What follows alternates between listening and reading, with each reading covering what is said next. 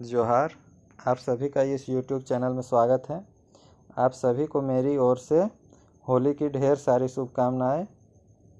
इस वीडियो में हम लोग देखेंगे नागपुरी लेख अथवा निबंध प्रफुल्ल दा एक नज़र पार्ट 2।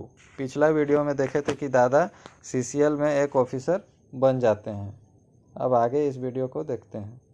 ये तो दादा कर एगो साधारण जिंदगी कर परिचय होलक। हमर ये पूछे से कि दादा तो साहित्य बटे का लखे सोझाले ये बटे तोर मन का लखे लागलक। यह तो दादा का एक साधारण जिंदगी का परिचय हुआ। मेरा यह पूछना था कि दादा आप साहित्य की तरफ कैसे झुके और आपका इस तरफ मन कैसे लगा। दादा कहले, बाबू हम शुरू से सरस्वती, चांद, हंस और कई गो पत्र पत्रिका पढ़त रही। पढ़ते पढ़ते हमार मन साहित्य दने लाग गेलक। और दादा बोलते हैं कि हम शुरू से ही सरस्वती, चांद, हंस और कितने तरह के पत्र पत्रिका पढ़ रहे थे और पढ़ते पढ़ते मेरा मन इस तरफ झुक गया। दादा आगे कहलें, शरत चंद्र प्रेमचंद्र मनक उपन्यास कहानी मन के पढ़ के हमार मन साहित्य बटे झुकलक। फिर दादा बोलते हैं कि शरत चंद्र प्रेमचंद्र ये सब का उपन्यास कहानी सबको पढ़ के मेरा मन साहित्य की तरफ झुका। दादा कर साहित्यिक जिंदगी कर प्रेरणा रहे हिंदी कर महान व्यंग्यकार रचनाकार श्री राधा कृष्ण। और दादा के साहित्यिक जिंदगी के प्रेरणा थे हिंदी के महान व्यंग्यकार रचनाकार श्री राधा कृष्ण। उनकर से दादा कर भेंट घाट होवत रहे। उनकरे प्रेरणा से दादा लिखे शुरू कर लें और उनसे दादा का भेंट घाट होता रहता था और उनके ही प्रेरणा से दादा लिखने के लिए शुरू करते हैं। ऐसे इनकर भीतर कर कलाकार जब ये 8वां क्लास में पढ़त रहे से घड़ी अपन चमक दिखाए रहे। ऐसे इनके भीतर का कलाकार जब ये 8वें क्लास में पढ़ते थे उसी समय अपना चमक दिखाए थे। वो ये छोटे उम्र में जीवन समस्या नाव कर एगो रचना लिख रहे हैं। वो इस छोटे उम्र में ही जीवन समस्या नाम के एक रचना को लिखे थे, जिकर मूद बात ई रहे कि एगो छौआ जे आपन माय संगे रहत रहे एक दिन पतरा बटे खेलते खेलते गेलक और भुलाए गेलक। और इसका मूल विषय था कि एक बच्चा अपने माँ के साथ खेल रहा था और एक दिन खेलते खेलते जंगल की ओर गया और भुला गया। ढेर बछर पाछे जब वो घर घुरलक तो ओकर माय मोर जाए रहे और बहुत वर्ष के बाद जब वह घर लौटा तो उसकी माँ की मृत्यु हो गई थी। वो उम्र में लिखल ये रचना मार्मिक रहे। उस उम्र में लिखा हुआ यह रचना बहुत मार्मिक था। ओकर में माय कर कल्पना, छौआ कर विवेक और सुपट वर्णन रहे और उसमें माँ की कल्पना और बच्चे का विवेक का बहुत अच्छा वर्णन था। रचना हिंदी में रहे। नागपुरी में प्रफुल्ल दा बादे लिखे शुरू कर लें और वह रचना हिंदी में था। नागपुरी में प्रफुल्ल दा बाद में लिखना शुरू करते हैं। सन 1943 से 1948 ईस्वी कर बीच बहुत आत्ममंथन दादा कर लें। नतीजा ये होलक कि इनके लिखे कर भूख जोर धरेक लागलक और सन 1943 से 1948 ईस्वी के बीच दादा बहुत आत्ममंथन करते हैं और अंत में नतीजा यह निकलता है कि उनको लिखने का भूख ज़्यादा होने लगता है। दादा कर मुताबिक अच्छा लेखक कर रचना पढ़े लिखे से बहुत प्रेरित करेला और दादा के मुताबिक अच्छा लेखक के रचना को पढ़ने लिखने से बहुत अच्छा प्रेरणा मिलती है और वह बहुत अच्छा प्रेरित करती है। हम पूछ लिए, अच्छा दादा ये बताओ कि आखिर तो नागपुरिया में लिखे का ले शुरू कर ले।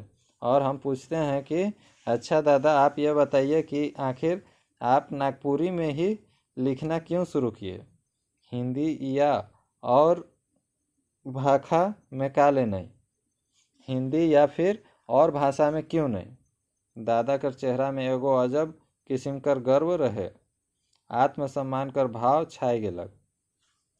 दादा के चेहरा में एक अजब किस्म का गर्व और आत्मसम्मान का भाव छा गया। वो कहे शुरू कर लें, यार बाबा माने पंडित योगेंद्र नाथ तिवारी, कुंचू काका माने आनंद किशोर नंद तिवारी। और वे कहने शुरू करते हैं कि यार बाबा का मतलब योगेंद्र नाथ तिवारी और कुचकू काका मतलब आनंद किशोर नंद तिवारी। और कई ठो और आदमी मनक बैठकी जमावड़ा में नागपुरी गीतमन सुन के हमके ये भाखा कर सरलता तले बन टोंगरी मन में चरवाहा मनक गावे बहुत प्रभावित करलक। और कितने और आदमी सब के बैठकी और जमावड़ा में नागपुरी गीत सुन के हमको इस भाषा की सरलता एवं सरसता की तरफ और फिर जंगल पहाड़ में चरवाहा लोग का गाना बहुत प्रभावित किया। कटिक रुक के भावुक स्वर में दादा कहलें और कुछ रुक के भावुक स्वर में दादा बोलते हैं, बाबू जखन हम खूटी में रही से घरी एगो पनेरा ठिन रोज पान खात रही।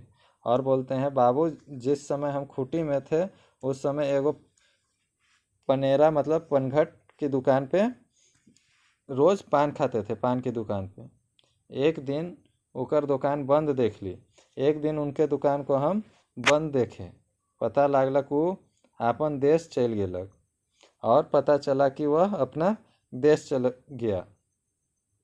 वो हियाँ कर रहवैया नहीं रहे, वो आपन देश कर प्यार भाषा कर मोह कर चलते फिन उहें चल गेलक जे देश के वो मार पीट कर चलते छोड़ दे रहे। वो अपने देश का प्यार भाषा के मोह के चलते फिर उसी देश में चला गया जिस देश को वह मार पीट के चलते छोड़ दिया था। ये बात हमके बहुत प्रभावित करलक और यह बात हमको बहुत प्रभावित किया। दादा बोलते बोलते तनिक रुक लें, सिगरेट सलगालें और कहे शुरू कर लें, जे बेरा हम पढ़त रही से बेरा नागपुरिया लड़का मन के तनी बेवकूफ़ बूझल जात रहे। और दादा कुछ रुकते हैं बोलते बोलते और फिर सिगरेट को जलाते हुए बोलने शुरू करते हैं, जिस समय हम पढ़ रहे थे उस समय नागपुरिया लड़का सबको कुछ बेवकूफ़ समझा जाता था। नागपुरिया लड़काओं मन नागपुरी भाषा में गोइठ बात नहीं करत रहें और नागपुरी लड़का सब भी नागपुरी भाषा में कोई गोइठ बात नहीं करते थे। हम सोचली हमरे जे बोलीला गावीला सेकर में का कमी है, काले हमरे इकर में नहीं बोलूं और लिखूं। और हम सोचे कि हम लोग जो बोलते हैं गाते हैं उसमें क्या कमी है जो हम लोग इसको ना बोले और ना ही लिखे। ये दशा में दादा लखे निश्चयी अपन बोली भाखा कर प्रेमी ये बात बोल सकत रहे, लिख सकत रहे और कर सकत रहे। इस दशा में निश्चय ही अपना बोली भाषा और प्रेमी को लिख सकते थे, बोल सकते थे और कुछ कर सकते थे। इस सब बात के करके दिखाई दिले दादा प्रफुल्लदा और यह सब बात को करके दिखा दिए दादा प्रफुल्ल दादा। उनकर से जब हम पूछ ली, दादा तो ढेर सुंदर सुंदर कहानी कविता मने लिखे। और उनसे जब हम पूछते हैं कि दादा आप तो बहुत सारा सुंदर सुंदर कहानी और कविता सब लिखे हैं, एखन तक आपन लिखल रचना में तो के कौन बेस लागेला और अभी तक आपके लिखे हुए रचना में कौन सा अच्छा लगता है। दादा हंसलें और कहलें, आपन लिखल में हमके सब बेस लागेला, मुदा हमर जोर देल बाद वो कटिक सोच के कहलें, एक चकता रौद कहानी हमके सब से बेस बुझाएला। और जब वो पूछते हैं कि आपको कौन सा रचना अच्छा लगता है तो दादा हंस के बोलते हैं कि अपना लिखा हुआ हमको सब अच्छा लगता है, लेकिन हमारे मतलब जोर दे के जब पूछते हैं तो वह कुछ सोचते हैं फिर बोलते हैं, एक चकता रौद कहानी हमको बहुत अच्छा लगता है। ये कहानी एगो मनोवैज्ञानिक किस्म कर कहानी है कि जेकर में एगो पूर्णा उमरगर आदमी दोसर बिहा करेला।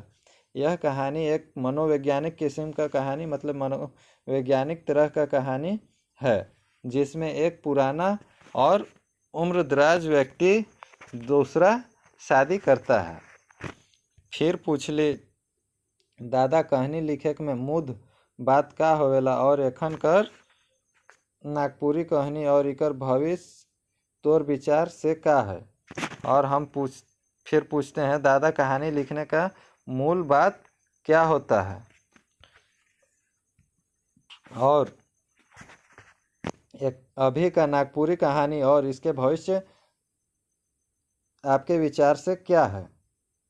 कटिक गंभीर होय के दादा कहे लागल, कहानी लिखे में 2-3 गो बातक ध्यान रखे चाहिए। और कुछ गंभीर हो के दादा कहते हैं, कहानी लिखने में 2-3 बातों का ध्यान अवश्य रखना चाहिए। देखली, सुनली, गुनली, परखली, तले लिख ली। देखे, सुने, गुने और गुण को देखें और उसको परखें फिर लिखें। ये होले कहानी विशेष छाप नहीं छोड़े। यह होने से कहानी विशेष छाप नहीं छोड़ता है। शैली, शब्द चयन, भाव प्रकाशन, इस शब्द बात में बहुत ध्यान देना चाहिए। शैली, शब्द चयन, भाव प्रकाशन, इन सब बातों को बहुत ध्यान देना चाहिए। एखन हमरे में कुछ कमजोरी तो है, मुदा खास करके खूब पढ़े के चाहिए, अध्ययन करे के चाहिए। अभी हम लोग में कुछ कमजोरी तो है, लेकिन खास करके खूब पढ़ना चाहिए और अध्ययन करना चाहिए। हम नागपुरी रचना और रचना क्रम मन के प्रति बहुत आशावादी है। हम नागपुरी रचना और रचनाकारमन मतलब रचना करने वाले व्यक्तियों के प्रति बहुत आशावादी हैं। इकर भविष्य उज्जवल है और इसका भविष्य उज्जवल है। इकर क्षेत्र विस्तृत है, लगभग 2 करोड़ आबादी है हमरे कर, और इसका क्षेत्र विस्तृत है और लगभग 2 करोड़ आबादी है हम लोगों का। हमरे के शिक्षा स्वतंत्र और जनवादी परंपरा में ध्यान देना चाहिए। हम लोगों को शिक्षा और स्वतंत्रता जनवादी परंपरा में ध्यान देना चाहिए। दादा सही माने में कर्मयोगी हैं, कर्म पर इनके बहुत आस्था है। दादा सही मायने में कर्मयोगी हैं, कर्म पर इनको बहुत आस्था है। दादा कर जीवन दर्शन है जनता रुचलक और पचलक खाली। दादा के जीवन दर्शन है जनता रुचलक और पचलक खाली। काम बेरा राढ़ लखे काम कर ली, सूतल बेरा मुर्दा लखे सुतली और रिझ बेरा बोराल लखे रिझली। जागली तो एड़ी से चुंदी तक। दादा के भगवान कर प्रति विश्वास है और काम के समय राड़ के जैसा काम करते हैं, सोते हैं तो मुर्दा के जैसा सोते हैं, और जब रीझ रंग करते हैं तो बोराल के जैसा रीझते हैं, और जब जागते हैं तो एड़ी से लेके चुंदी तक जागते हैं। और फिर दादा को भगवान के प्रति बहुत विश्वास है। पूजा करे कि इनका रोज का नियम है और पूजा करना इनका रोज का नियम है। दादा कर संदेश है, दादा कर संदेश है हमरे ले कि मेहनत करे के चाहिए, अहंकार से बाँच के रहे के चाहिए, लगन से कोनो काम के करे के चाहिए और कर्तव्य कर बने सचेत रहे के चाहिए। और दादा का संदेश है हम लोगों के लिए कि मेहनत करना चाहिए, अहंकार से बच के रहना चाहिए, लगन से किसी काम को करना चाहिए और कर्तव्य की तरफ सचेत रहना चाहिए।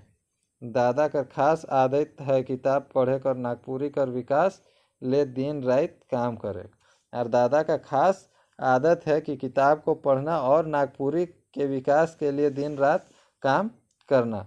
भगवान से हमारे यह अरज है कि दादा कर आशीर्वाद हमरे के हमेशा मिलते रहो। और भगवान से हम लोगों का यही विनती है कि दादा का आशीर्वाद हमें हमेशा मिलता रहे। दोस्तों, यह कहानी यहीं समाप्त होता है। धन्यवाद।